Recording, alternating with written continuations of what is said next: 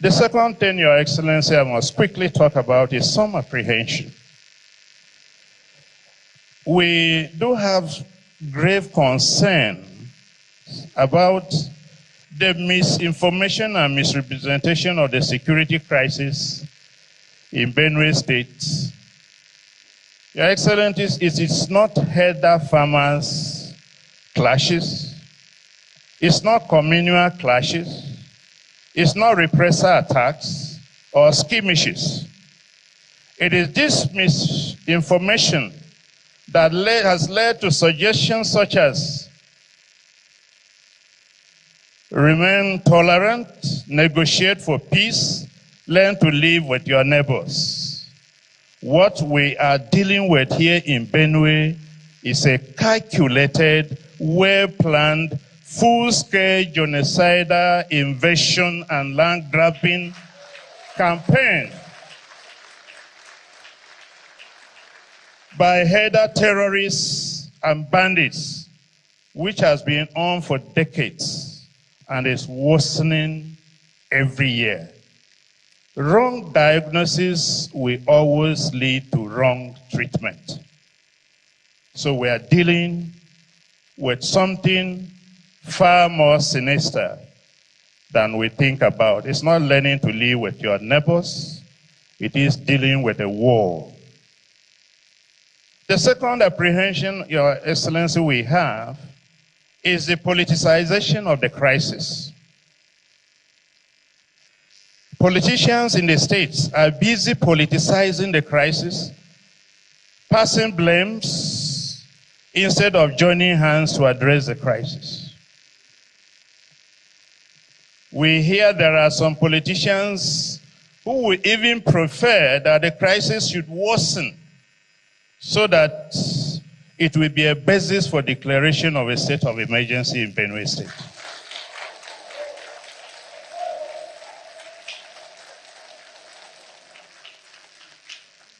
Your Excellency, this is unfortunate, and any politicians that prays for more people to die for such a project is against the wishes of the people of Benue State.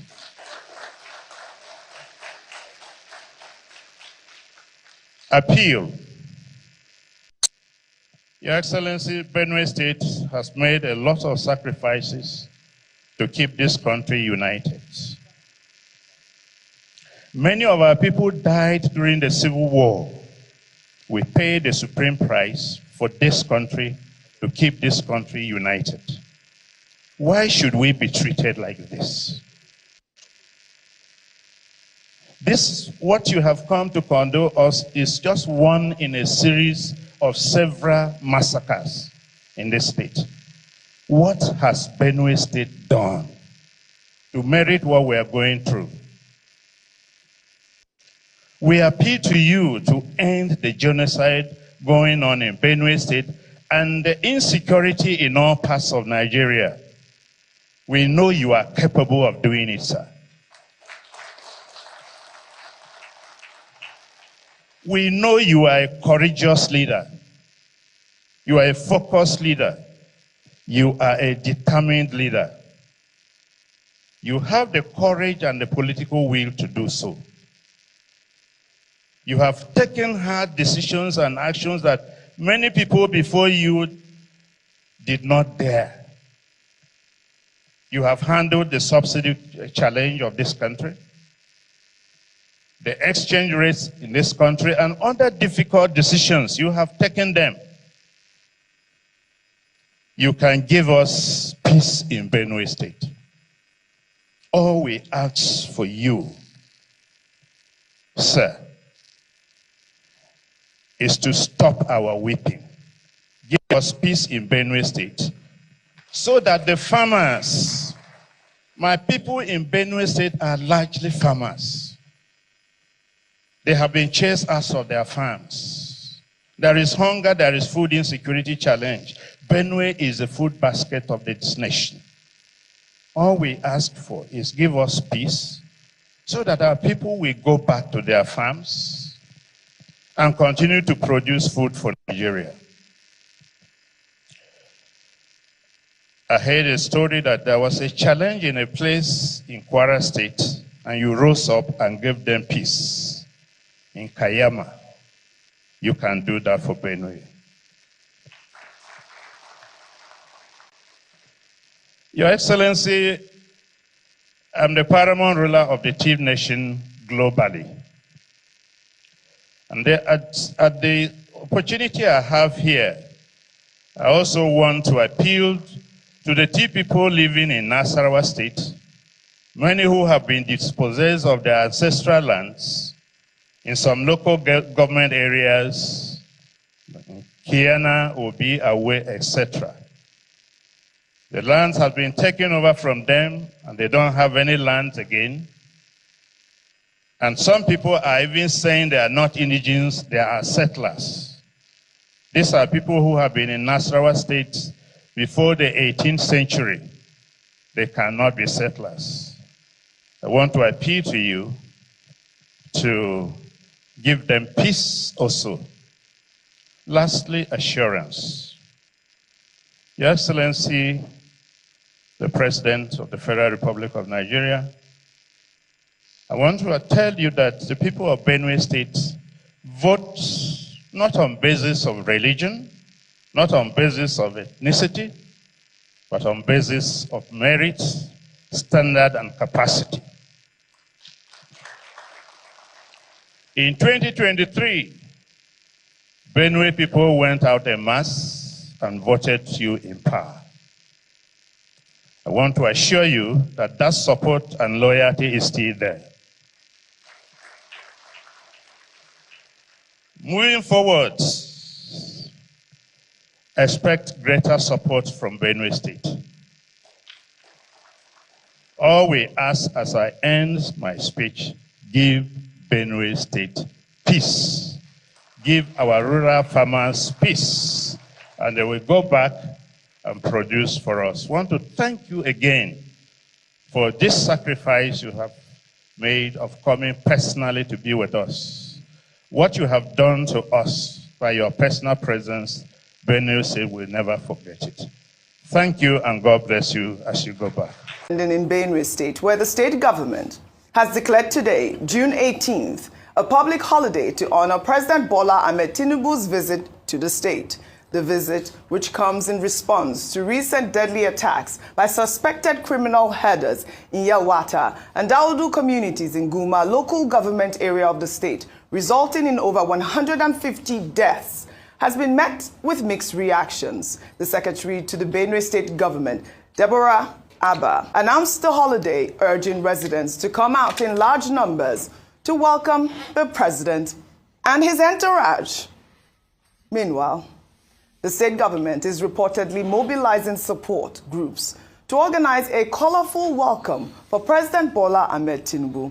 In an official letter dated June 17th, the senior special assistant to the governor on special groups mobilization invited registered support groups to form a colorful procession and wear designated uniforms to receive the president. In the letter, the parade is expected to start from the airport and proceed all the way to the government house in Makurdi, where the president is scheduled to attend a town hall meeting. The letter has since gone viral, with many criticizing the Benue State government. Let me take Adekunle's tweet. He wrote, "There is something fundamentally wrong with our society. Unfortunately, it affects both the leaders and those appointed to work with them. How on earth will anyone endorse such a memo of fanfare to welcome the president when it ought to be a gathering of sober reflection and action to prevent further massacre of Nigerians?" Vimbai, have you heard of anything this absurd? This is quite ridiculous. I mean, I believe that this memo, the reason I brought up this story, is for the Benue State government to either debunk it or withdraw that absolute nonsense.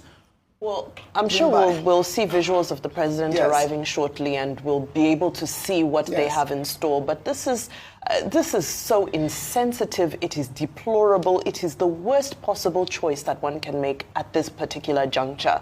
Let's start with the public holiday. Why?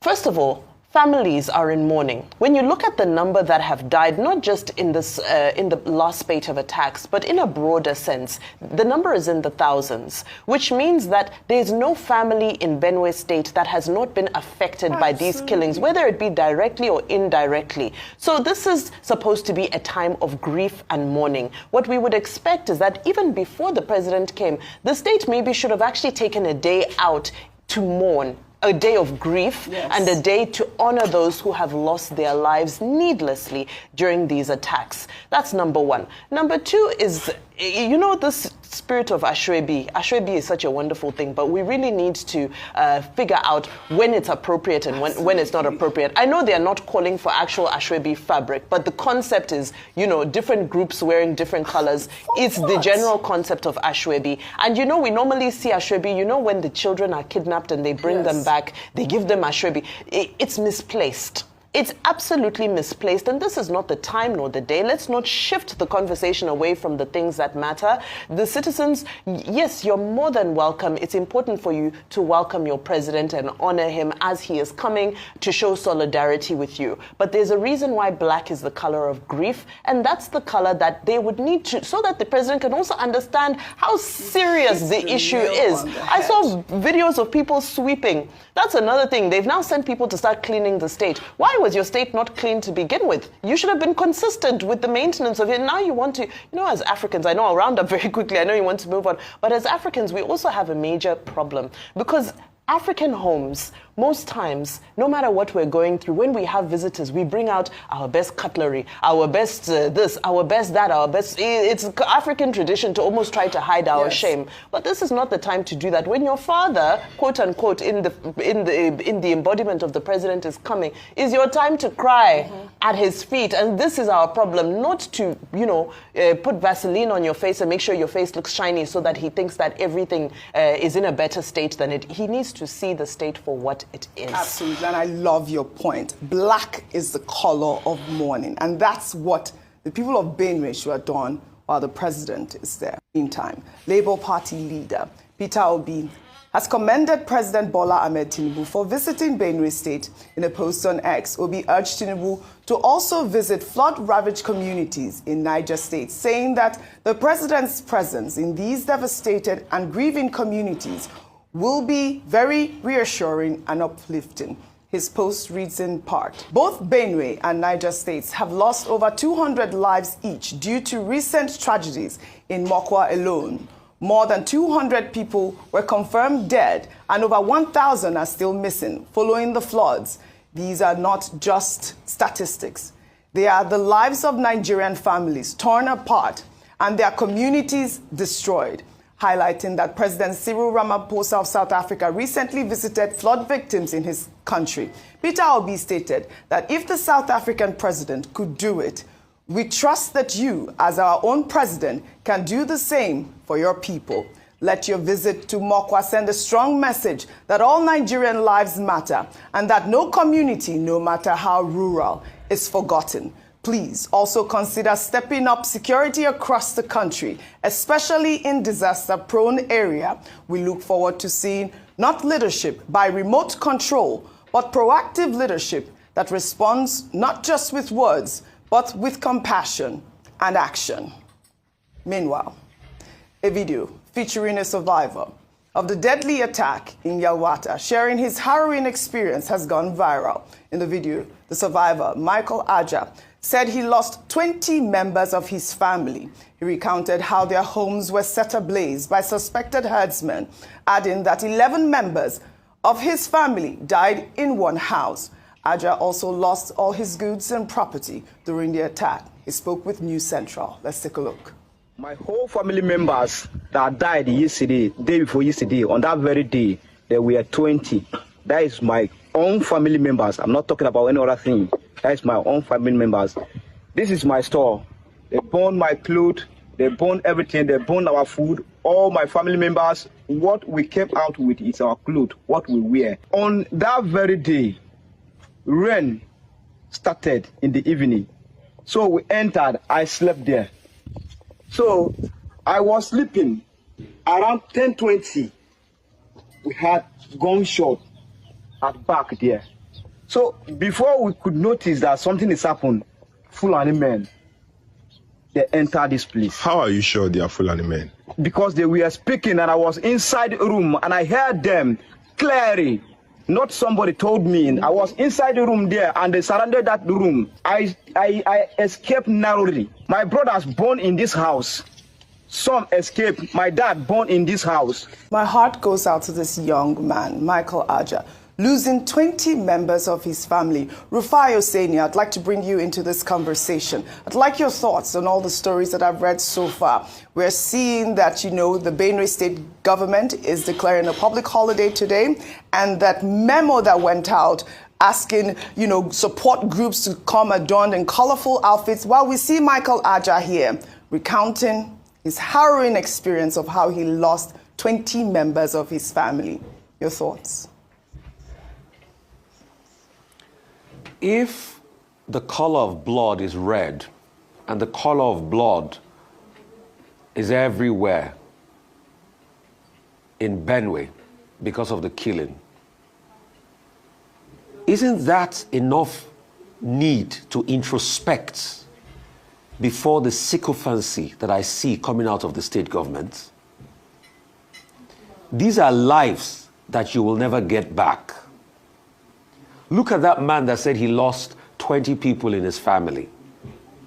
Do you know the emotional trauma and pain he will live with for the rest of his life?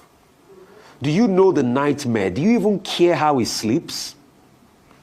And some people have the nerve to start a jamboree because the president is coming for a day of mourning.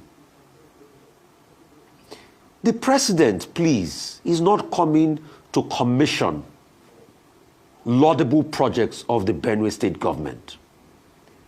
The president is there to see the blood of the Benue people that washed their land because of the failure of their government and their country.